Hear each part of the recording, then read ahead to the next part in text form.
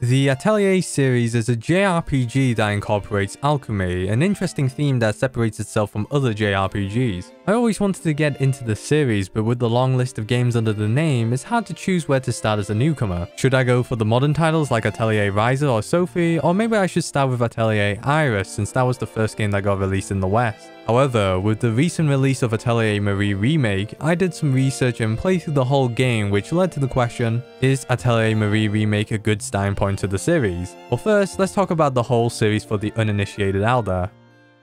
The Atelier series is developed by Gust, a division of Koei Tecmo. The series has 24 main games split into 7 sub-series. Each sub-series is self-contained, and Atelier Marie the Alchemist of Salzburg is part of the first sub-series, named the Salzburg series. It's also the first entry to the sub-series, as well as the entire series. The original Atelier Marie was released only in Japan on the PlayStation in 1997. Over the years, there's been many ports with additional features, and up until February this year, during the 25th anniversary of the Atelier series, they would announce a remake for Atelier Marie, set for release on July 13th. Not only do we get a remake version of Atelier Marie, it's also the first time the game is being localized, and if you bought the deluxe edition, you would get the final version of the original game back in 1998 called Atelier Marie Plus. Which brings us to the story. The game takes place in Salzburg, the capital of Shig-Sol Kingdom. It's home to the illustrious Salzburg Academy, known for specializing in alchemy, as well as producing the best alchemists out there. Despite its prestige, there's one student who's achieved the worst grade since the founding of the academy, and that student is Malone, or Marie for short.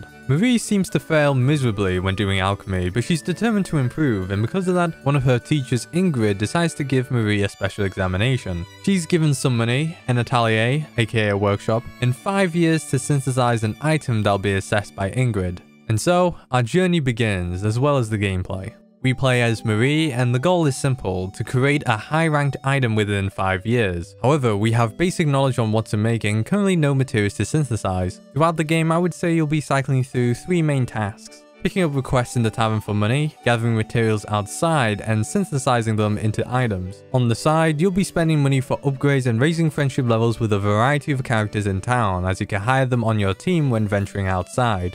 And yes, there's turn-based combat, as expected in majority of JRPGs. In this game, the battle system is positional, where you can put Marie and her friends on the front, center, or back lines, where the front gets a buff in physical attack and magic defense, and the back gets a buff in magic attack and physical defense, with both of them having debuffs in the opposite stat. The original and the remake combat system is the same, as both uses a 3x6 grid, with the only difference is how the battlefield is presented. Overall, you'll be managing a lot at once. And speaking of management, there's one thing you may have noticed I haven't mentioned yet: the time system. We start on the first day of the 9th month. There's 12 months in a year and 30 days in each month, meaning in the span of 5 years, there's a total of 1,800 days. That's a lot of days, but the thing is there are several ways to burn through them. For example, synthesizing an item will take a set amount of days depending on the item. Traveling outside to a gathering spot depends on how far, bear in mind you'll take days returning back. And even gathering a single material will take a day, but you do get a random quantity, not just one. It definitely adds up, and it can be daunting for newcomers, but rest assured, there is an unlimited mode you could choose before starting the game, allowing you to play beyond the 5th year, so you can play at your own pace. Honestly, you'll be able to synthesize everything in the 4th year, maybe the 3rd year. I was able to do so with the combat on hard difficulty, and eventually you'll gain access to fairies that you can hire to gather materials and synthesize items you've already made. You can have up to 7 of them, and they come with different work speeds and wages depending on their color. The best fairy is the Navy fairy, who has the same work speed as Marie, although they have the highest wage. I think the early game is the toughest part to get through because you start from scratch obviously, but the game does a good job on what to do, and when you get the ball rolling it'll be easy.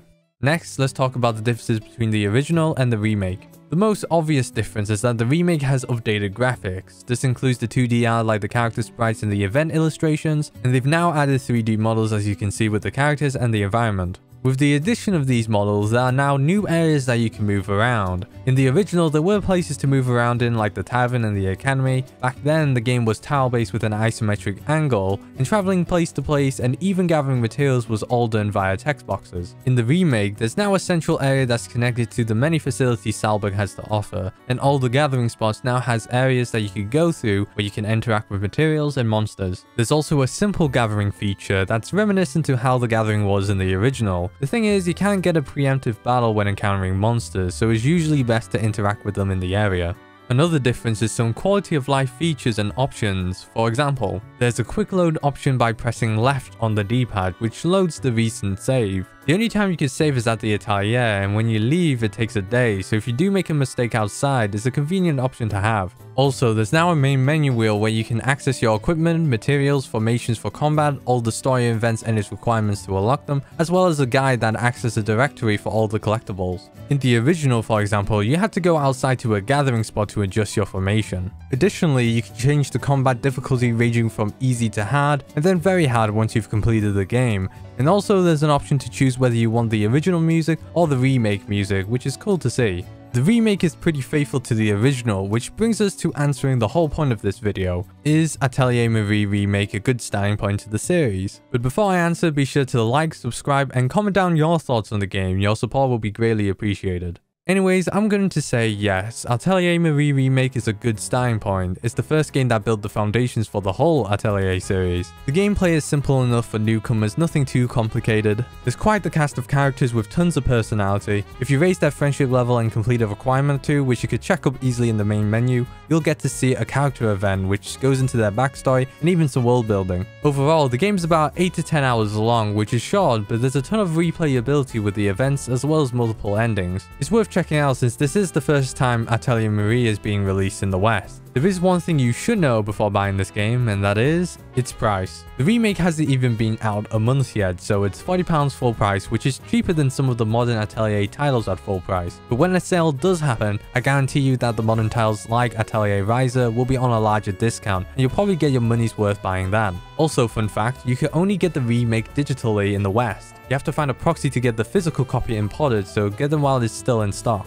In conclusion, I don't think you could go wrong with the remake or the modern titles. You're in for a casual and cozy experience, and I enjoyed my time playing the remake as someone who's only played Atelier Iris Eternal Mana briefly.